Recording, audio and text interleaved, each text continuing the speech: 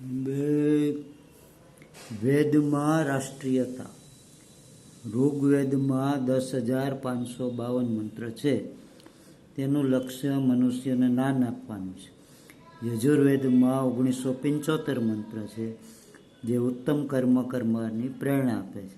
સામવેદમાં 1875 મંત્ર છે, જેમાં ઈશ્વર સ્મરણ અને સાધનાનું વર્ણન છે. અથર્વવેદનો અર્થ યોગ છે. અ વત્તા થર્વ, એકાગ્રતા. આ વેદમાં 5,977 મંત્ર છે. તેમાં રાષ્ટ્રધર્મ, સમાજ વ્યવસ્થા, ગૃહસ્થ ધર્મ વગેરેનો સમાવેશ થાય છે. સંગચ્છદ્વમ સંવદદ્વમ સંવો મનાંસી જાનતામ દેવાભાગમ યથા પૂર્વે સંજાનાના ઉપાસતે. ઋગ્વેદ 10:191-2. હે જગદીશ્વર, આપ અમને એવી બુદ્ધિ આપો, અમને પરસ્પર હળીમળીને એક સાથે ચાલીએ, એક સમાન મીઠી વાણી બોલીએ અને એક સમાન હૃદયવાળા થઈને સ્વરાષ્ટ્રમાં ઉત્પન્ન ધન, ધાન્ય અને સંપત્તિને સરખા ભાગે વેચી ઉપયોગ કરીએ. અમારી દરેક પ્રવૃત્તિ રાગ દ્વેષ રહિત અને પરસ્પર પ્રીતિ વધારનારી હોય. સ્વાયુધમ સ્વવશમ સુનિથમ ચતુઃ સમુદ્રમ ધરુણમ રયિણામ ચકૃત્યમ સંસસ્યમ ભૂરિવારસ્યભ્યમ ચિત્રમ વૃષણમ અર્થિદા. ઋગ્વેદ 10:47-2.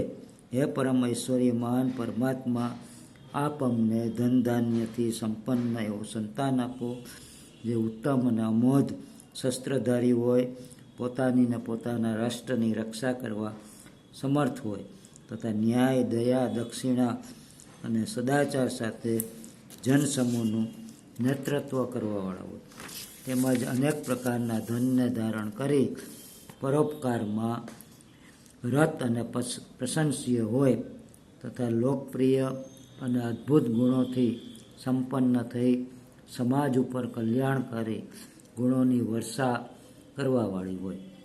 ઉપસમમ માતરમ ભૂમિમ. ઋગ્વેદ 10:18-10. માતૃભૂમિની સેવા કરો.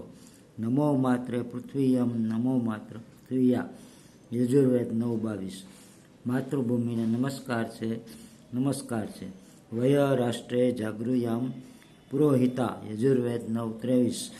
અમે અમારા રાષ્ટ્રમાં જાગૃત સાવધાન થઈ નેતા બનીએ. ભૂમિ માતરની દેહીમાં વદ્યાસુ પ્રતિષ્ઠિમ. અથર્વ 12:1-63. હે માતૃભૂમિ, તું મને સારી રીતે પ્રતિષ્ઠિત કરીને રાખ. સહૃદયમ સામનસ્યમમ વિદ્રેષમ ગૃણામિ વહ.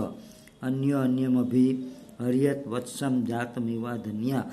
અથર્વવેદ 3:30. પરસ્પર હૃદય ખોલીને એકમત થઈ કર્મશીલ બનો. તરત જ જન્મેલા વાછડાને અડવાથી ગાય જેમ સિંહણ બની આક્રમણ કરવા દોડે છે, એમ તમે લોકો સહૃદયજનોની આપત્તિમાં રક્ષા કરવા કમર કસીને રહો. અત્યારે આ જરૂર છે, રાષ્ટ્ર ઉપર આપત્તિ આવી ગઈ છે. જાગો લોકો, જાગો.